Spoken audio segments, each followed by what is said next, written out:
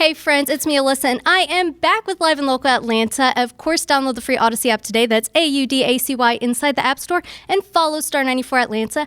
I am so excited. If you are not watching us, I'm actually a little nervous and shaking. I am sitting with so many iconic actors. I cannot even get the words out right now, but I am so excited to talk about Duplicity. It's Tyler Perry's new film, and I'm with Ronrico Lee, Megan Tandy, Kat Graham, and Tyler Lepley. And I just want to dive right into it. Ronrico, do you remember me? Oh, did y'all date or something? Like, where is this going? Where is this going? You better remember her. I remember you. I had to start with the juiciest question here. And the truth is, it's not that juicy. Actually, about 12 or 13 years ago, you were the first famous person I met. You came into my Chick-fil-A when I was working at Chick-fil-A, and I took your order, and I was like, "Here's your food, sir." And you signed a receipt paper for me, and I tried so desperately to find it, but I couldn't. So In Powder Springs, right there on Windy. yes, on the corner actually of Dallas Highway and I guess Barrett Parkway, which turns into Windy Hill. Yes. I really wish I could say that I do. It's okay. I was expecting You know what the answer Chick-fil-A to be is, no. though. Yeah, at least you got I the know that. address. You know what? Is that I the one actually across remember the street your from order. Starbucks? Yes, it is. And I actually remember your order. What was it? It was a number 7, which was a char-grilled chicken sandwich. You got fruit instead of fries and a large Diet Dr. Pepper. Wow. No ice. I was eating. You don't have to clean. block her, girl. Yeah, you was living. No. We were doing. I guarantee we was No, on Survivor's no. It Remorse. was such a Wait, memorable wait, moment. He was doing Please Survivor's don't. Remorse. Please don't block me. Please don't block me. Put an All air right. tag in your bag, boo. I'm just kidding. No. That's It just great. was always such a memorable moment because you were the first famous person I ever met, and it just stuck with me my whole life. He's the best first famous person. Yes, he's so nice. So nice. He's so nice. He's nice to Yes. everyone. He talks to everyone. Yeah, my Listen. manager had to go ask for the autograph because I was like, no, he's eating. I'm too scared. So I was just, that was my one memory. It's So amazing. I love The that. impact he's This is having. great. Yes, This is- dope. yes. But let's dive into it Let's with dive into Duplicity. it. And I actually want to start with Kat and Megan and just talk a little bit about your roles and how dynamic they are. Can you talk about kind of these heroine arcs you guys are following with this role? Sure. I play Marley Wells in Tyler Perry's Duplicity. I play a lawyer, and I am best friends with this beautiful one right here, and I am fighting for justice for the police to be held accountable for the murder of her husband, Rodney, who is also like my brother and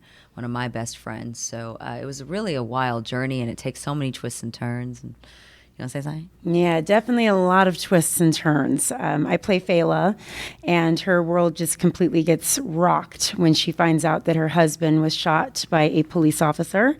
And after that, she has to lean on her best friend, Marley, who just helps her to seek some justice. But of course, along the lines, there's some crazy stuff that ends up shaking up everyone's world. And, I think it's such an incredible film. I mean, in my family, we love Tyler Perry, and I think Tyler Perry just brings stories that don't get necessarily heard and voices by minority communities. I know growing up, that was something that we didn't get to see a lot. And then kind of when Tyler Perry started picking up heat, it was so exciting. Like my grandma watched it, I watch it. Yeah. We love all his projects. So it's exciting and interesting to see a film of this nature because the topic at hand is still such a hot button issue in society today and across the nation. Can you guys talk about the purposeful acting you're doing to make sure you're doing that right and extending that conversation in a right way? Why is everybody looking at me? Well, because you play a police officer. You're the I think police that officer. makes I get it. Listen, before it came out of my mouth, I felt like I had the answer to the question. It was interesting for me and difficult actually because, oftentimes as actors, we get kind of thrust into these scenes. And there was a pivotal scene in this movie, which is in the trailer. It's not a spoiler alert, where an officer that my character is training actually shoots and kills Rodney, who's her husband. And so just to be there, as actors, we always kind of, we have our moments before and we kind of set the tone so we can get into the, so we can feel it. And this one was definitely the hardest thing I think I've ever had to do just because, again, sadly, we've seen on YouTube, on Instagram, all too many times, these unjustified shootings. And so to actually be in a scene where I'm witnessing that as close as I did, even though it was acting and even though, my man Josh had on the little squibs, but, the fake, but it all felt so real in that moment. And the emotions, it was unreal. It really was. But difficult, but, we push through, we drop in, we do what we got to do. But definitely one of the hardest scenes I've had in my career. Wow. Absolutely. Do any of you feel like you had any other kind of, without realizing it, possibly repressed emotions or personal demons you kind of had to face when dealing with this type of a topic in terms of creating art and creating a film? If I was faced with any demons, I mean, what about you? I feel like I don't think any of us have been repressed. I think we've all been pretty vocal about it over the years. I mean, if anything, I feel like the dialogue around it has in terms of the media, has quieted down a lot, and I almost feel like it's we are becoming almost, desensitized, and I feel like this movie brings the topic back into the forefront of our consciousness, and we have to still keep talking about it because this is still happening in America. Not every state has an Andre Dickens. You know what I'm saying? So we really have to do our part to continue to be vocal, and this movie is also in a weird way a form of activism for all of us. Absolutely. I think that's such a powerful way of saying that. It truly is just the message it's sending, the way it's opening up the conversation. And you're right, it still is happening every day. And unfortunately, a lot of cases don't get publicized. And, given the film's nature, I have to kind of ask a little bit. I want to know a little bit behind the scenes. What was the tone on the set? Were you guys able to ever relax a little bit, or was it just so emotionally intense there was never a moment to really cut up and make friends and make memories along the way? Ain't no relaxing on the Tyler Perry shit. No, if you're relaxing, you done missed your scene. Man, listen. No. I think especially for Fela, like I literally spend the majority of the film in so much grief and mourn and having to like tap into those emotions. And I don't know, I found myself actually making like an intentional effort to do something really fun when I got off set. So I would really hang out with Nick Barada and Shannon Lanier, who are also in the film, and they freaking rocked it. And we would just have so much fun. Like I needed something to kind of counter the heaviness of what we were working with, because it was a lot. Yeah. But also just like the tone on set is just a lot of fun with everybody. I mean, there's a lot going on. It can be a little chaotic, but yeah, I was just finding things to just kind of counter what was going on internally with Fela. Absolutely. Can you guys speak to kind of working with somebody who has this mega media empire living in the Tyler Perry universe? Can you kind of speak to your own personal experiences, what it's been like, especially on this set, what that's been like? I think we all have our own personal experiences. Obviously, everybody can have their own answer. But I think one thing that we all do have in common is just having the highest admiration for Mr. Tyler Perry, because, of course, like you said, he's this mogul, he's this billionaire, you know what I mean? But he's the first one to show up, he's the last one to leave, so, and he's still so gracious with, dropping certain gems, pieces of experiences, things that he thinks that we need to hear. So, to have all that in our North Star, it's really just a blessing, because you don't always get that out of a director or a writer or a creator, Yeah, I mean, I just remember, because I hadn't been to the new Tyler Perry studios until this film, so I just, remember, driving in, but real slow, real slow. It felt very like, one of those old Hollywood scenes, and you see all the buildings that are named after, all of the great actors over time, and you go into your trailer, it's just like everything is just magnificent. It's just pure excellence. He is the epitome of Black excellence and possibility and potentiality, and all of that is also how he walks. He walks with that kind of, he's just a force of nature. He has such a presence, such a star, and he just really will make sure that if you do need the time with him on set to just figure out the way in which to go with a character, he will give it to you. But it's also like, when you're on set with him, it's game time. Absolutely. And you guys have just obviously spoken about the impact kind of being on set has had on you and working under Tyler Perry. What can you say, or what do you feel like fans are going to take away from this? And it's such a multi-layered and almost kind of, I can't think of the right word, but dumb question, because everybody's perspective is different. But what do you really hope people are going to take away from this film? I'm just gonna answer. Okay, so after we first watched the movie, the screening. I'd already seen it with my husband, but we went to the screening in New York, and my friends and family, we had a whole 2-hour conversation. Everyone took something different from it. When I tell you the next morning, for an hour, we were just sitting around talking about, and what about that? And what about that? Oh, I knew that was coming, and this and that, and well, I felt that way, and I hadn't seen, that kind of storytelling done about this subject done in this way, but wait, because, when Tony did that, I knew he, so it's like every one of my friends and my family, we all had a different thing that we took away from it, and it sparks a conversation. So if I had to pick anything that I would hope fans take from it, is just sparks the conversation, whether it's just from the entertainment or from the subject matter. Just have the conversation with your friends. It could be fun, it can be heartbreaking, it can be exciting, it can be all of those things. Good takeaway. I like that. No, I think having seen it now, we saw it in New York a couple of days ago, we saw it last night.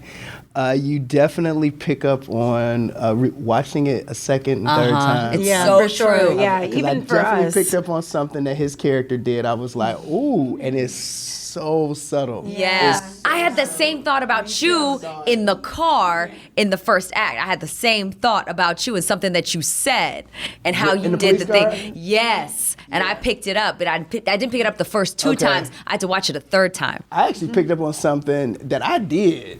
It was scripted. It was scripted, but once I realized, I see what that was about. It's one of those movies you need to see at least twice, if not for 3 sure. times. I'm the camera. I gotta see it 3 times. You know what I'm saying?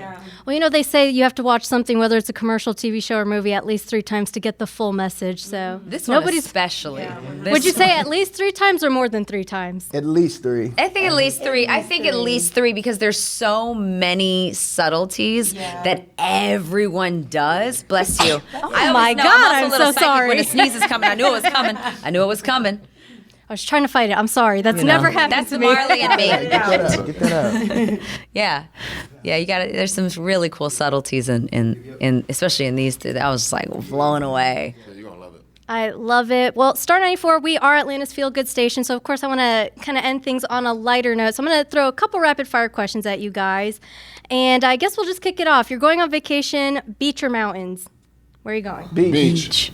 Beach. Everybody's going to the beach? She's a hiker. I love to hike, but I also love the beach. Well, I actually interviewed your husband before he was your husband about 2 years ago, so where would he go? Oh, he would choose the beach. But you'll force him to go to the mountains with you? Yeah, I'll have him do both. Of course, of Yeah, course. I'm from California. We've got both. So Yes, yeah, and California is so beautiful. yeah, it's hard for me to choose. What is something in your home, either hanging on the wall or you have on display, that you are most proud of?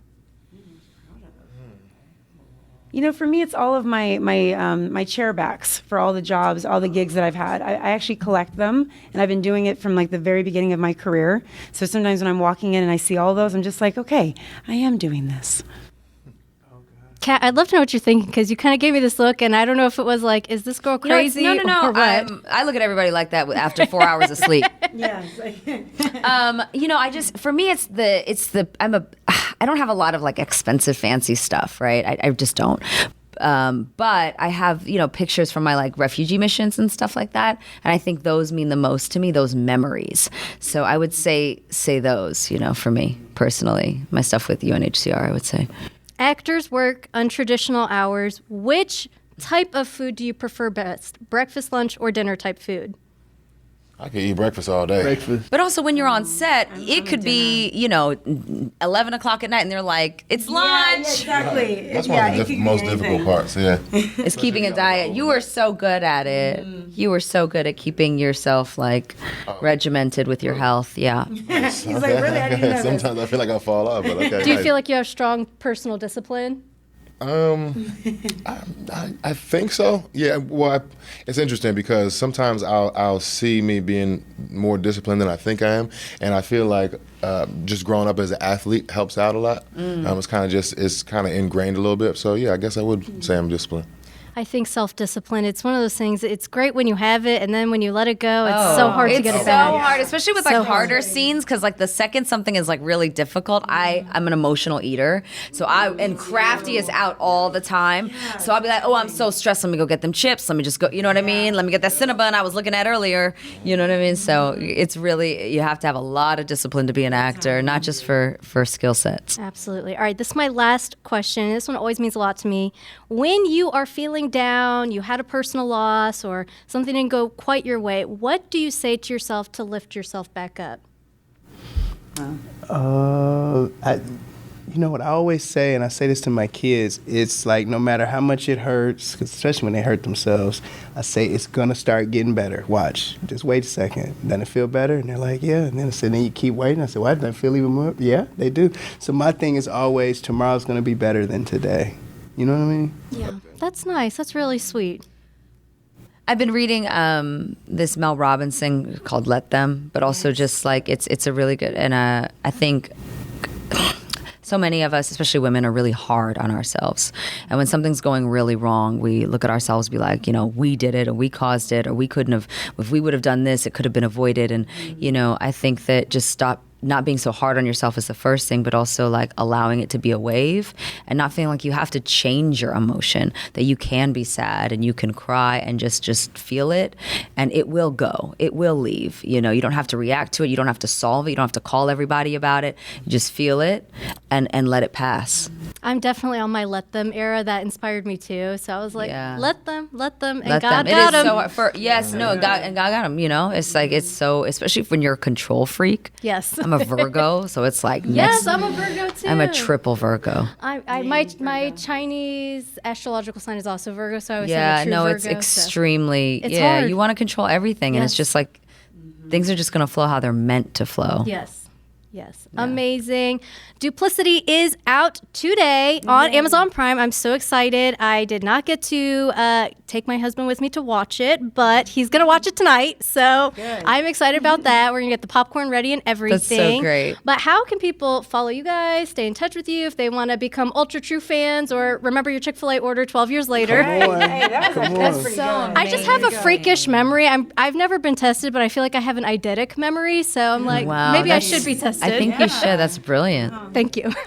But how can guys stay in touch with you? I'm Double R Lee, the word Double R Lee and on Instagram. That's pretty much my only, that's about it for me. And I am Megan Tandy on Instagram and TikTok, and that's MEAGAN Tandy. I'm Kat Graham. I'm locked out of my Facebook right now, so don't go on there. Me too. I can't get in, girls. So don't talk to me on there for a minute. Just give me a minute. And then, but I tour a lot and see a lot of my fans around the world. So I try and see everybody in person. I like my little selfies and my hugs. So that's the best way. I try on Instagram, but it's sometimes hard to message everybody back. But also, by the way, I loved you on The Masked Singer. Thank you. I watched that to work out. Yes. That's what I do So to funny. work out. I watch The Masked Singer and sing along because that's what Beyonce does. She says she runs and sings. I can't quite run, so I'll walk and sing. Usher does that too. Yes. Usher does that too. I'm not quite I try there and yet do either. that. So I watch The Masked Singer because it's entertaining, and then I pretend I'm dancing on stage. So I love I just it. recently I got to love your it. season, and I was like, oh my gosh, amazing. That's so great. Thank you for watching it. That was another wild ride. And how can people stay in touch with you? It's so crazy because I've been locked out of my Twitter for like 2 years now. Me too. Yeah, like I don't understand. We all locked Yeah, out. yeah, Can we've been somebody locked at out. Meta or X hook us up because we Tried don't. so many times. I'm done. Yeah. I'm done. I just gave It's it up. weird. I anyway. feel like Okay. there's something going on with that. Put me Yes. through To be one of honest with those you. Hello, things Mark where you gotta- Zuckerberg. Can you hear gotta us? I'm sorry. Answer a bunch not of trying questions. to derail the whole I interview feel like about I it, but we all. missed one, and I don't even feel like I missed that question. I really think they was, and I didn't miss the question, and then they made me go all the way back. Yeah, that It was happened like to me too. 30 to 40 questions. It's just collecting Yes, data. I'm yes, telling it you. is. There's something going It is so on. creepy. It is So so I'm just creepy. on I'm just on IG right now. So it's Ty Lepley. Love it, love He it. locked out. He locked out of his Twitter. But he's locked out. And if anybody claims they got messages from you all, it's obviously fake because they're all locked out. Right, yeah, that's true actually. So don't send money and don't think they're in distress. Right. They'll let us know if they really are. I love it. Thank you so much for joining me today. This is Live and Local Atlanta. Make sure you download the free Odyssey app today. That's AUDACY inside the App Store and favorite Star 94 Atlanta. Of course, you can stay up to date with me across all socials at Alyssa D on Air, and I'll see you guys next time.